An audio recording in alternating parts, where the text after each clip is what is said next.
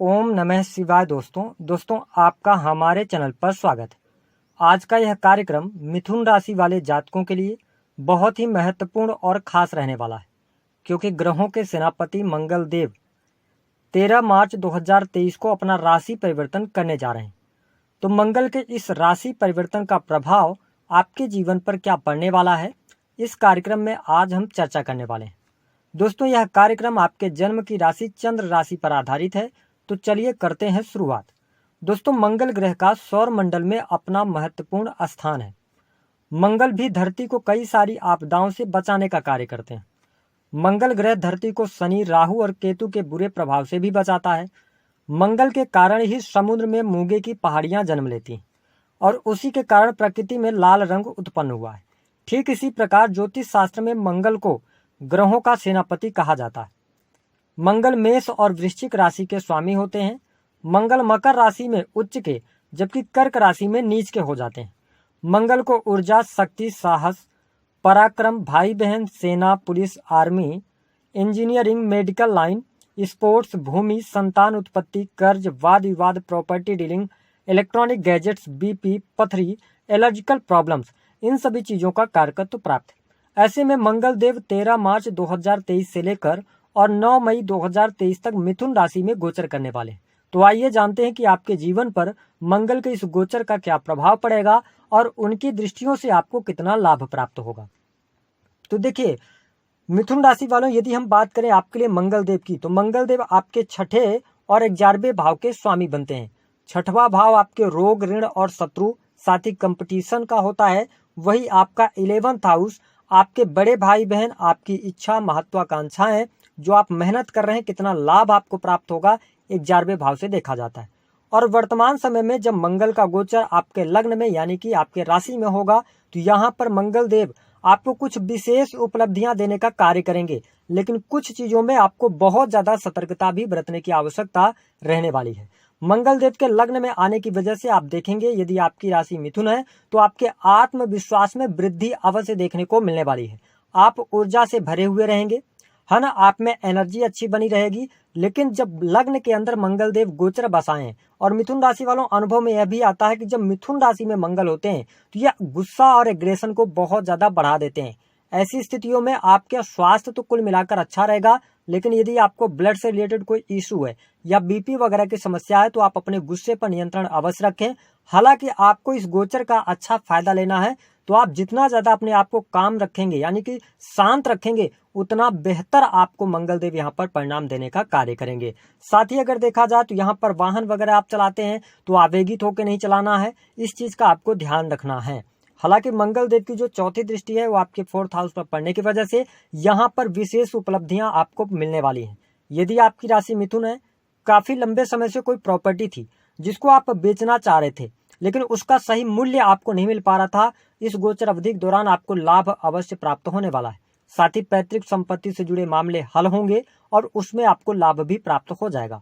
इसके साथ ही जो मिथुन राशि वाले जातक जमीन की खरीद फरोख्त का धंधा ही करते हैं, उनके लिए भी यह समय अवधि बहुत अच्छी रहेगी। साथ ही यदि देखा जाए तो आपके लिए भूमि और वाहन परचेज करने के बहुत अच्छे योग यहाँ पर 9 मई 2023 तक बनने जा रहे हैं। आपको बहुत अच्छा लाभ प्राप्त होगा। साथ ही देखिए कि चौथा भाव आपके माता जी का होता है, तो यहाँ पर मंगल देव की दृष्टि पड़ने की वजह से माता के स्वभाव में उग्रता देखने को मिल सकती है, या उनको कोई हेल्थ इश्यूज आपके सामने निकल कर आ सकते हैं, तो इस चीज का ध्यान रखना है। हालांकि यदि इसके अतिरिक्त हम बात करें तो यहाँ पर मंगल देव की जो 7वीं दृष्टि है ना, वो आपके 7th भाव पर पड़ने वाली। तो यह जो दृष्टि है मंगल देव की, यह आपके बिजनेस में ग्रोथ और तरक्की देने वाली है। कहा जाए तो आपको बिजनेस में बहुत अच्छे लाभ मिलेंगे। कोई नया प्रोजेक्ट वगैरह आपके हाथ में लग सकता है, या आपके बिजनेस में कई पेंडिंग पड़े हुए कार्य भी चल पड़ेंगे। कहने का अभिप्राय यह है कि आप जो योजनाएं बनाएंगे, उन योजनाओं के आधार पर आप काम करते नजर आएंगे और आपके बिजनेस में तरक्की आपको अवश्य प्राप्त होने वाली है। यदि आपका किसी भी प्रकार का बिजनेस है, चाहे आप दुकान चलाते हैं, फैक्ट्री चलाते हैं, विशेष तौर पर यदि आप मेडिकल लाइन से जुड़े हैं, स्पोर्ट्स के सामान खरीदने अथवा बेचने का कार्य करते हैं, इसके अतिरिक्त इंजीनियरिंग से जुड़े सामान जो होते हैं उनका आप यदि आदान प्रदान करते हैं, तो यह समय आपके लिए बहुत अच्छा रहेगा। साथ ही पार्टनरशिप से भी बहुत अच्छे लाभ की संभावना इस गोचर अवधि के दौरान दिखाई दे रही है। हालांकि अगर हम देखें तो मिथुन राशि वालों, थोड़ा सा आपको इस बात का ध्यान रखना है कि 22 अप्रैल 2023 तक आपको अपने पार्टनर के साथ में हालांकि संबंध अच्छे हो जाएंगे, आपको लाभ भी यहाँ पर प्राप्त होगा, लेकिन देखिए मांगलिक पत्रिका का भी निर्माण हो रहा है। ऐसी स्थिति में क्या होगा कि आपके दाम्पत्य सुखों में वृद्धि तो अवश्य होगी, है ना, जीवन साथी का सहयोग भी मिलेगा, लेकिन आपके उग्र स्वभाव के कारण कहीं न कहीं से दाम्पत्य जीवन में थोड़ा बहुत मनमुटाव, उठा पटक की स्थिति आपके जीवन साथी के साथ में बन सकती है। यदि सप्तम भाव की स्थिति ज्यादा खराब है तो यहाँ पर अलगाव जैसी समस्याएं भी आपके लिए सामने निकल कर आ सकती है। अब देखिए कि अष्टम भाव पर मंगल देव की उच्च की दृष्टि पड़ रही है, तो हम ये कह सकते हैं कि यदि आपके जीवन साथी के स्वास्थ्य को लेकर कोई चिंता चल रही थी, कोई परेशानी चल रही थी, तो उन परेशानियों से आप बाहर अवश्य निकलेंगे। साथ ही यहाँ पे देखिए कि जो हमारे मिथुन राशि वाले जातक रिसर्च के फील्ड से जुड़े हुए हैं, उनके लिए यह गोचर अवधि बहुत अच्छी रहेगी। यदि आप किसी भी प्रकार से अकल्ट साइंस से जुड़े हुए हैं तो यह समय अवधि भी आपके लिए बहुत ही शानदार रहेगी। इसके अतिरिक्त यदि देखा जाए तो यहाँ पर धन के लिहाज से भी मंगल का यह गोचर आपके लिए अच्छा रहने वाला है। यदि आप इंटरनेट मीडिया के माध्यम से कोई कार्य करते हैं तो इन चीजों से भी आप अच्छी इनकम कर सकते हैं।